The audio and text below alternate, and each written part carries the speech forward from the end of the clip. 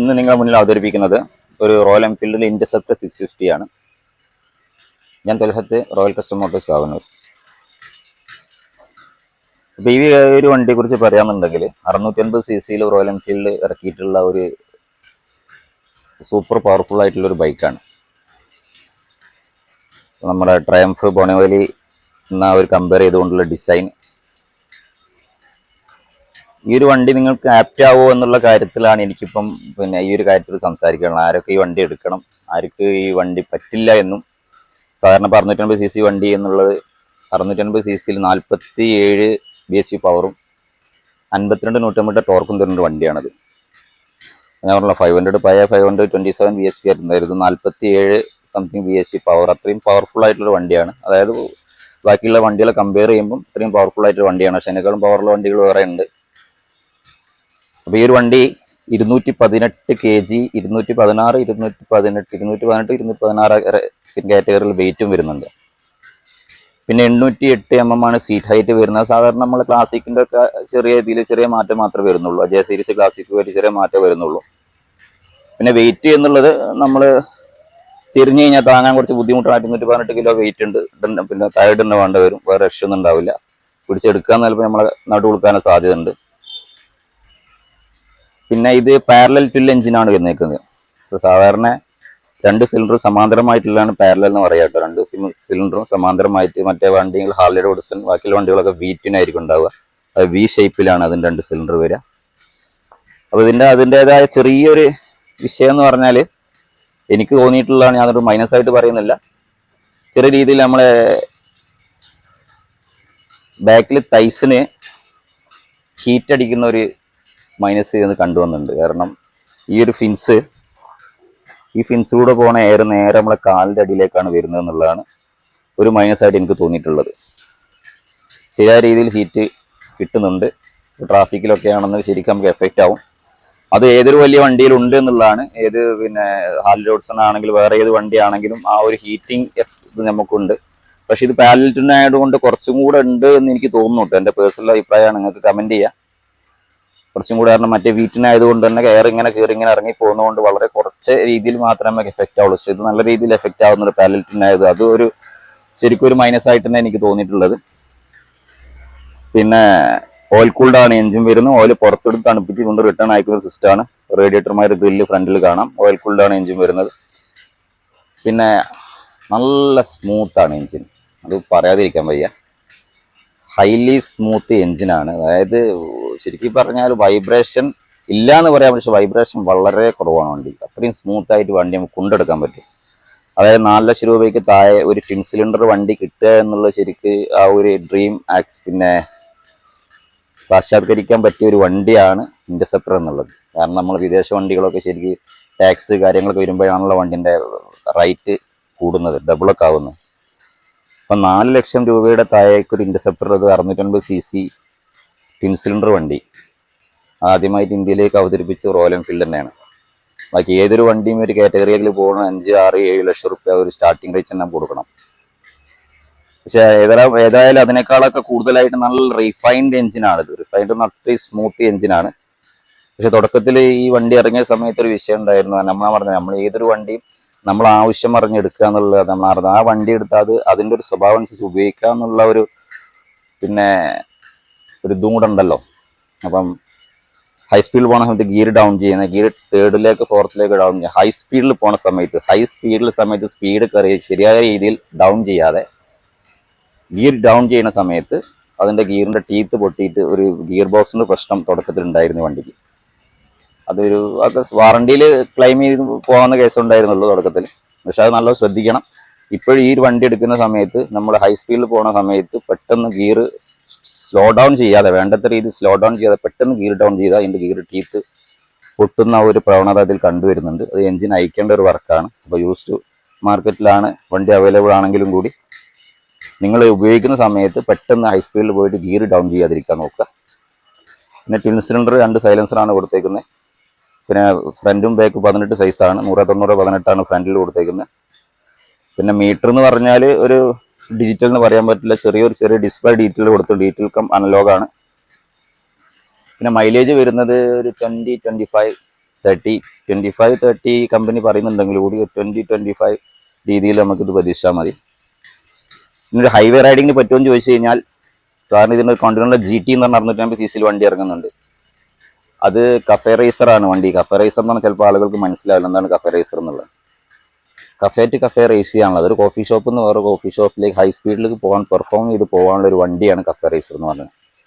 അതായത് ഷോർട്ട് ഡിസ്റ്റൻസിൽ, അതായത് ചെറിയ ദൂരത്ത് ഹൈ സ്പീഡ് പെർഫോമൻസിൽ ഉപയോഗിക്കാൻ പറ്റിയൊരു വണ്ടി. അതായത് അതിൻ്റെ ഒരു സീറ്റിംഗ് പൊസിഷൻ അങ്ങനെ ആയിരിക്കും, പക്കാ സ്പോർട്ടി ലെവലിലായിരിക്കും. അതുകൊണ്ട് ആ ഒരു വണ്ടി കൊണ്ട് നമുക്ക് ശരിക്കും ലോങ് യാത്ര പറ്റില്ല എന്ന് പറയാം, ഒരിക്കലും പറ്റില്ല.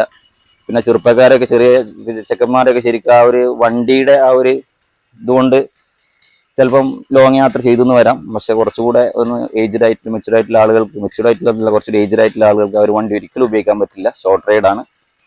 പിന്നെ അതിനേക്കാളെ കുറച്ചുകൂടി ബെറ്റർ ആക്കിയിട്ട് കൂടെ ഇറക്കിയിട്ടുള്ള വണ്ടിയാണ് ഇന്റർസെപ്റ്റർ എന്നുള്ള 650. ആ 2 കാറ്റഗറിയായിരുന്നു ഇറങ്ങുന്ന സമയത്ത് ഉണ്ടായിരുന്നു. കോണ്ടിനെൻ്റൽ GT എന്ന് പറഞ്ഞ ഒരു കാരണവശാലും നിങ്ങൾ പോയിട്ട് അതിൻ്റെ ആ ഒരു ശരിയായ ആവശ്യത്തിൻ്റെ യൂസേജ് അറിയാതെ വണ്ടി എടുക്കരുത്. പക്കാ യങ്സ്റ്റേഴ്സിന് വണ്ടി കുഴപ്പമില്ല, അവർക്ക് ആ ഒരു പെർഫോമൻസ് വണ്ടിയിട്ട് ഉപയോഗിക്കാമെങ്കിലും നമ്മൾ ആ ഒരു വണ്ടി എടുത്തു കഴിഞ്ഞാൽ നമുക്ക് ഉപയോഗിക്കാൻ പറ്റില്ല. ലോങ് റൈഡ് 10-30-40 കിലോമീറ്റർ വണ്ടി ലോങ് ഓടാൻ പറ്റിയ വണ്ടിയല്ല.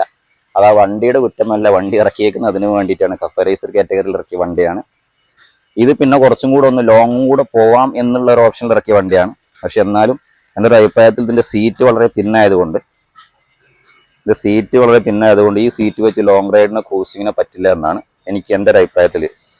കാരണം കുറച്ചൊക്കെ, അതായത് കഫേ റേസറിനേക്കാളും കൂടുതലൊക്കെ, കോണ്ടിനെൻ്റൽ GTയേക്കാളും കൂടുതലൊക്കെ കുറച്ചുകൂടെ ഒക്കെ ലോങ് പോകാം എന്നല്ലാതെ, പക്ഷെ അത് നമ്മൾ വണ്ടിയിൽ കയറി ഇരുന്നതിന് ശേഷം നമ്മളെ ഹാൻഡ്ലിങ് കംഫർട്ടൊക്കെ നോക്കി ബാക്കൊന്നും ശരിയായ രീതിയിൽ സ്ട്രെയിൻ ചെയ്ത് ഇരിക്കുന്നില്ല എന്ന് കുറച്ചൊക്കെ ഓടിച്ച് നോക്കിയതിന് ശേഷം മാത്രം ഈ വണ്ടി എടുക്കുക. പിന്നെ അതല്ലെങ്കിൽ നിങ്ങൾ ഇന്റർസെപ്റ്റർ സൂപ്പർ മെറ്റിയൂറിലേക്ക് പോവുക. സൂപ്പർ മെറ്റിയൂർ ഒക്കെ പക്ക ക്രൂസർ വണ്ടിയാണ്, സെയിം എഞ്ചിനാണ്.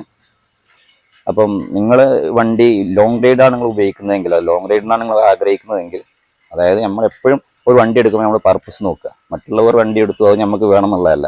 നമ്മൾ കേരളക്കാരെ പൊതുവെയുള്ള സ്വഭാവമാണ്, മറ്റുള്ളവർ വണ്ടി എടുത്തു കഴിഞ്ഞാൽ അതേ വണ്ടി എനിക്ക് വേണം. നമ്മളെ ആവശ്യം എന്താണോ അതറിഞ്ഞ് വണ്ടി എടുക്കുക.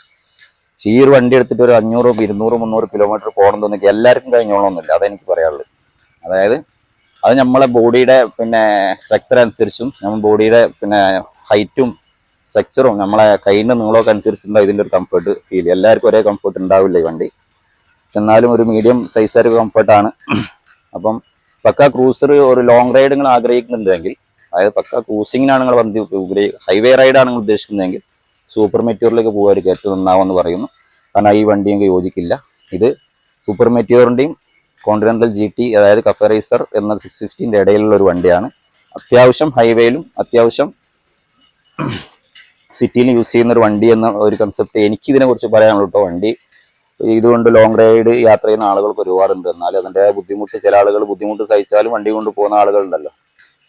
അപ്പം എന്തുണ്ടായാലും ആ വണ്ടി പിന്നെ സഹിക്കുക എന്നുള്ളത്, അതായത് നമുക്ക് കഷ്ടപ്പെട്ടാണ് പോകണമെങ്കിലും കൂടെ അത് സഹിച്ച് കൊണ്ടുപോകുന്ന ആളുകളുണ്ട്, അതൊക്കെ പ്രശ്നമല്ല. എന്നാൽ നമുക്ക് കംഫർട്ടായിട്ട് ഒരു വണ്ടി പോയി ലോങ് യാത്ര പോയിട്ട് നമുക്ക് ക്ഷീണമല്ലാതെ തിരിച്ച് വരണം എന്നുണ്ടെങ്കിൽ നിങ്ങൾ സൂപ്പർ മെറ്റിയൂറിലേക്ക് പോകുമായിരിക്കും ഏറ്റവും നന്നാവുക. ആ 2 വണ്ടിയും നിങ്ങൾ ഓടിച്ച് നോക്കുകയാണ് എനിക്ക് പറയാനുള്ളത്.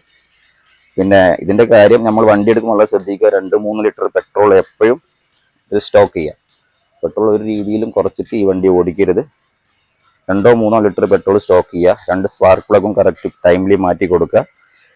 പിന്നെ ബ്രേക്ക് പാഡിൻ്റെ കാര്യം പറയുകയാണെങ്കിൽ സൈൻഡേഡ് ബ്രേക്ക് പാഡാണ് ഇത് വരിക. അപ്പോൾ സാധാരണ ആളുകൾ പിന്നെ സാധാ ബ്രേക്ക് പാഡൊക്കെ യൂസ് ചെയ്തിട്ട് ഉപയോഗിക്കാറുണ്ട്. അതുകൊണ്ട് ഒരിക്കലും സൈൻഡേഡ് ബ്രേക്ക് പാഡ് 2100 സംതിങ് വില വരുന്നുണ്ട് ഈ ഒരു ബ്രേക്ക് പാഡിന് മാത്രം.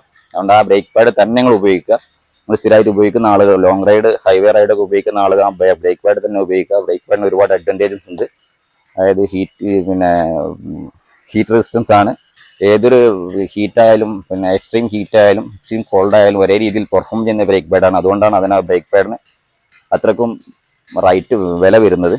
അത് നമ്മൾ ഇത്രയും പവർഫുൾ ആയിട്ടുള്ള വണ്ടി ഓടിക്കുന്ന സമയത്ത് അതേ രീതിയിൽ പിടിച്ചു നിർത്താനാണ് കഴിയണം. ഒരു വണ്ടിൻ്റെ ഏറ്റവും പ്രധാനപ്പെട്ട ബ്രേക്കിംഗ് ആണ്, അത് മനസ്സിലാക്കുക. അതുകൊണ്ട് ഒരിക്കലും ബ്രേക്ക് പാഡിൻ്റെ കൂടെ കോംപ്രമൈസ് ചെയ്യരുത്. ബ്രേക്ക് പാഡ് കറക്റ്റ് ആ രീതിയിൽ തന്നെ സൈൻഡേഡ് ബ്രേക്ക് പാഡ് തന്നെ വാങ്ങി ഒറിജിനൽ ബ്രേക്ക് പാഡ് ഉപയോഗിക്കാൻ നോക്കുക.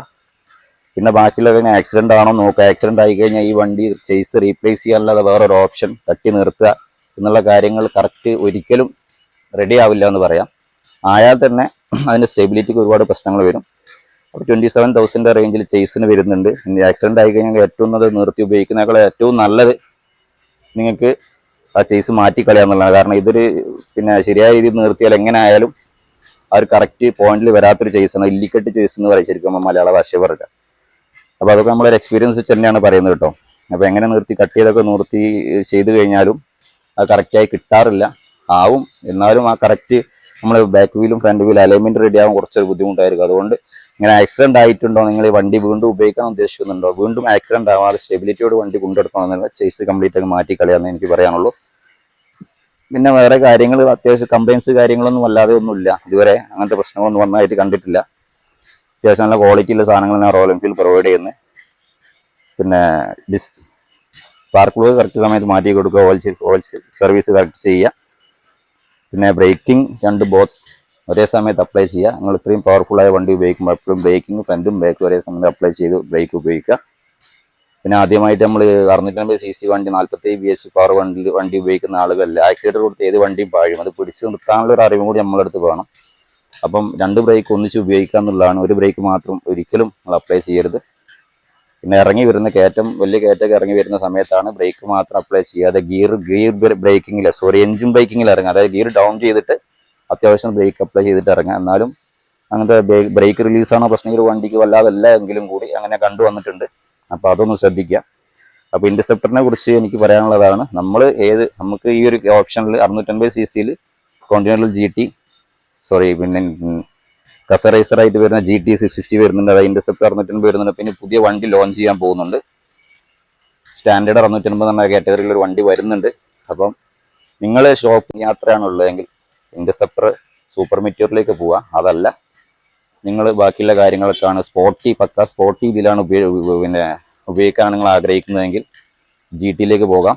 അതല്ല ചെറിയ ലോങ് യാത്രയും പിന്നെ ചെറിയ സിറ്റി റൈഡൊക്കെയാണ് കുഴപ്പമില്ല എങ്കിൽ ഇൻ്റർസെപ്റ്ററിലേക്കും പോകാം. അതാണ് എൻ്റെ ഒരു പേഴ്സണലായിട്ട് അഭിപ്രായം. ഉപയോഗിച്ചിട്ടുള്ള എൻ്റെ ഒരു അഭിപ്രായമാണ് ഞാൻ പറയുന്നത്. നമുക്ക് കംഫർട്ടായിട്ട് യാത്ര ചെയ്യാൻ പറ്റിയ വണ്ടികൾ ഈ 3 എണ്ണം. അല്ല, ഹൈവേ ക്രൂസിങ് ഉദ്ദേശിക്കുന്നെങ്കിൽ സൂപ്പർ മെറ്റ്യൂർ. അതാണ് എനിക്ക് പറയാനുള്ള അഭിപ്രായം. ബാക്കിയുള്ള കാര്യം കോമൺ ആയിട്ട് ഉപയോഗിച്ച് കഴിഞ്ഞാൽ ഉണ്ടാവുന്ന വിഷയങ്ങൾ വല്ലാതെ ബാക്കിയുള്ള റോയൽ എൻഫീൽഡ് എല്ലാം പാക്കഡ് ആണ്. വല്ലാതെ വാട്ടർ സർവീസ് കഴിഞ്ഞാൽ ഈ ഒരു ഭാഗത്തേക്ക് വാട്ടർ സർവീസ് വല്ലാതെ ചെയ്യാതെക്കാൻ ശ്രമിക്കണം. ഈ ടോട്ടൽ ബോഡിയുടെ ഭാഗത്തേക്ക് ബാക്കിയുള്ള കാര്യങ്ങളൊക്കെ ഫുള്ള് അപ്പർ പാക്കഡ് ആണ്. വലിയ വിഷയങ്ങളൊന്നുമില്ല. അതുകൊണ്ട് തന്നെ ഡിസൈൻഡ് ആണ് വണ്ടി. അപ്പം വല്ലാതെ വിഷയങ്ങളൊന്നും വരാത്ത മറ്റേ BS6 മാതിരി വല്ലാതെ വരുന്ന വിഷയങ്ങളൊന്നുമില്ല. പിന്നെ ഇതിൻ്റെ മുകളിൽ വീൽ ബാലൻസിൻ്റെ ഓരോ ബാർ ഉണ്ടാകും. അതൊക്കെ ശ്രദ്ധിക്കണം. ഇതിൻ്റെ മുകളിലൊക്കെ കാണാം വീൽ ബാലൻസിൻ്റെ, അതൊന്നും കളയാൻ നിൽക്കരുത്. അത് വീൽ ബാലൻസ് ചെയ്യുന്നതാണ്. അപ്പോൾ ഇടയ്ക്കിടയ്ക്കൊന്ന് വീലൊക്കെ ഒന്ന് ബാലൻസ് ചെയ്യുക. കാറിൻ്റെ ഒക്കെ വീൽ ബാലൻസ് ചെയ്യുന്നത് നല്ലതായിരിക്കും ഹൈ സ്പീഡ് യൂസ് ചെയ്യാന്നുണ്ടെങ്കിൽ. അപ്പം ഇത്രയും എനിക്ക് ഈ ഇൻ്റർസെപ്റ്ററിനെ കുറിച്ച് പറയാനുള്ളത്. അപ്പോൾ അടുത്ത സൂപ്പർ മെറ്റ്യൂറിൻ്റെ വീഡിയോ നമുക്ക് അടുത്തൊരു വീഡിയോയിൽ ഞാൻ ചെയ്ത് കാണിച്ചു തരാം. അപ്പോൾ അടുത്തൊരു വീഡിയോ ഉടൻ കാണാം. Thanks for watching.